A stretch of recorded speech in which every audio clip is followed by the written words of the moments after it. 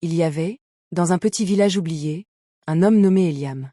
Un homme simple, discret, connu pour son silence plus que pour ses paroles. Pourtant, derrière ce silence se cachait une vie marquée par les épreuves. Eliam avait tout perdu.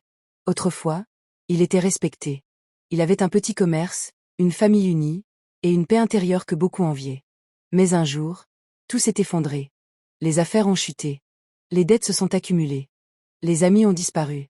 Et même sa propre maison est devenue un lieu de tension et de fatigue. Chaque matin, Eliam se levait avec un poids sur le cœur. Il regardait le ciel, mais ne trouvait plus les mots pour prier.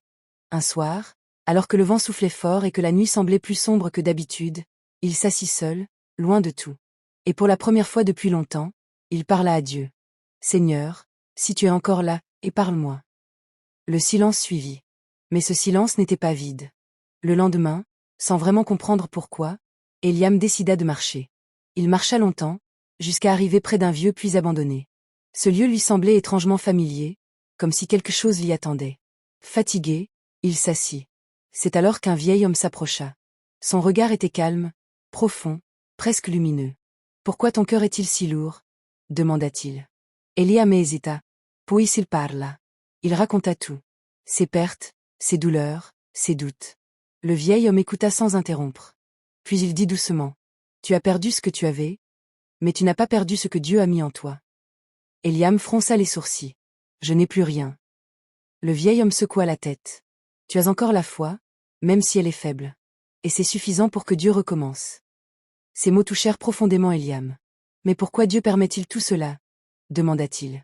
Le vieil homme répondit. « Parce que parfois, Dieu doit vider nos mains, pour y mettre quelque chose de nouveau. » Ces paroles restèrent gravées dans son cœur. Avant de partir, le vieil homme dit. « Retourne chez toi. Recommence petit. Mais recommence avec Dieu. » Puis il disparut. Eliam resta là, silence. Quelque chose venait de changer. Les jours suivants, il décida de faire un pas. Puis un autre. Pas des grands pas, mais des petits pas fidèles. Il se remit au travail, même si c'était difficile.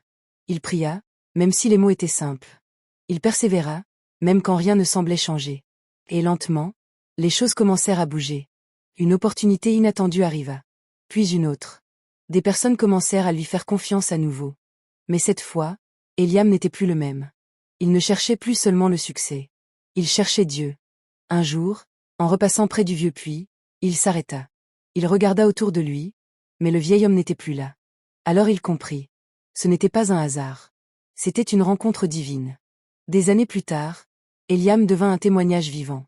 Non pas parce qu'il était redevenu riche, mais parce qu'il avait retrouvé quelque chose de plus grand, la paix, la foi, et la présence de Dieu. Et souvent, il disait, « Dieu ne restaure pas seulement ce que tu perds. Il transforme ce que tu deviens. Quand tout s'écroule, Dieu ne t'abandonne pas. Il prépare quelque chose de nouveau. Ta saison difficile n'est pas la fin. C'est le début d'une transformation. »